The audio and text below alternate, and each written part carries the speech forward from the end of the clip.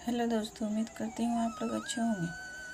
पत्तियाँ जल चुकी थी, बागीचे में फिर अंधेरा छा गया था।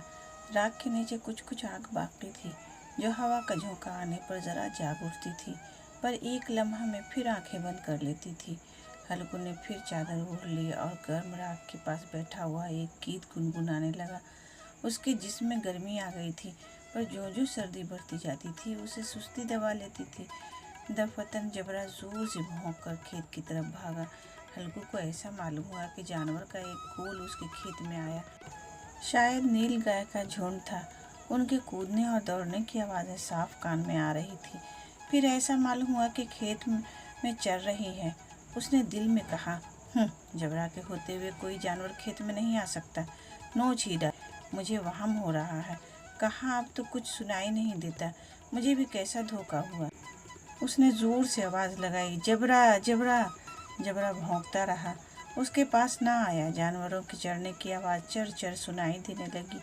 हल्कू अब अपने को फरेब ना दे सका, मगर उसे उस वक्त अपनी जगह से हिलना जहर मालूम होता था। कैसा गरमाया हुआ मज़े से बैठा हुआ था। इस जाड़े पाले में खेत में जाना, जानवरों को भगाना, उनका ताक़ुब करना उसे पहाड़ मालूम होता था। अपनी जगह से ना हिला, बैठे बैठे जानवरों को भगाने के लिए चिल्लाने लगा, ली हो हा हा। मगर जबरा फिर भौंक उठा। अगर जानवर भाग जाते तो वो अब तक लौट आया होता। नहीं भागे, अभी तक चल रहे हैं। शायद वो सब भी समझ रहे हैं कि सर्दी में कौन भीगा है जो उनके पीछे दौड़ेगा। फसल तैयार है, कैसी अच्छी खेती थी। सारा गांव देख देख कर जलता था। उसे ये अभागे तबाह किए डालते हैं। अब हल्कू से ना रहा गया। वो पक्का इरादा करके उठा और 2-3 कदम चला। फिर यकायक हवा का एक ऐसा ठंडा चुभने वाला बिच्छू के डंक का सा झोंका लगा। वो फिर बुझते हुए अलाव के पास आ बैठा और राख को कुरेद कुरेद कर अपने ठंडे जिस्म को गरमाने लगा। जबरा अपना गला फाड़े डालता था। नील गाय खेत का सफाया किए डालती थी और हल्कू गर्म राख के पास बेहिस बैठा हुआ था। अब सुर्दगी से उसे चारों तरफ से रस्सी की तरह जकड़ रखा था। आखिर वहीं चादर ओढ़ कर सो गया।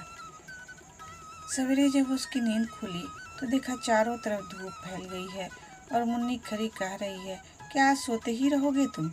यहाँ मीठी नींद सो रहे हो और उधर सारा खेत चौपट हो गया।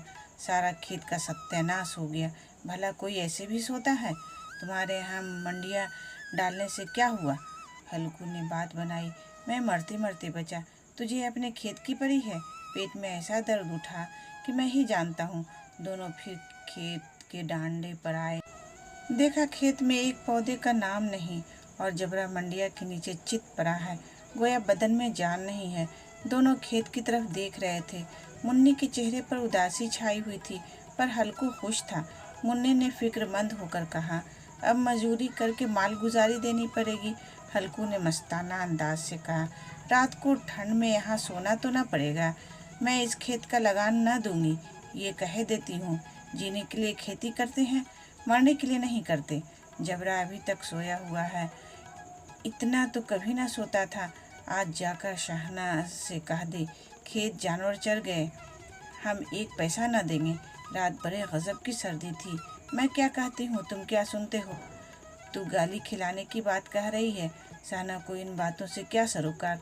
तुम्हारा खेत चाहे जानवर खाए, चाहे आग लग जाए, चाहे ओले पड़ जाए, उसे तो अपनी माल गुजारी चाहिए। तो छोड़ दो खेती। मैं ऐसी खेती से बाज आई। हल्कू ने मायूसाना अंदाज से कहा, जी मन में तो मेरे भी है कि खेती बाड़ी छोड़ दूं। मुन्नी, तुझसे सच कहता हूँ, मगर मजूरी का ख्याल करता हूँ तो जी घबरा उठता है। किसान का बेटा होकर अब मजूरी ना करूँगा, चाहे कितनी भी दुर्गत हो जाए। खेती का मर्जाद नहीं बिगाड़ूंगा। जबरा क्या सोता ही रहेगा? चल घर चलें। तो दोस्तों, उम्मीद करती हूँ यह कहानी आपको पसंद आई होगी। इस कहानी पर आपकी क्या राय है, हमें कमेंट करके ज़रूर बताएं। कहानी पसंद आई हो तो लाइक और शेयर करना बिल्कुल भी ना भूलें। चैनल पर नए हो तो चैनल को सब्सक्राइब ज़रूर करें। कहानी पूरा सुनने के लिए आपका बहुत बहुत शुक्रिया दोस्तों।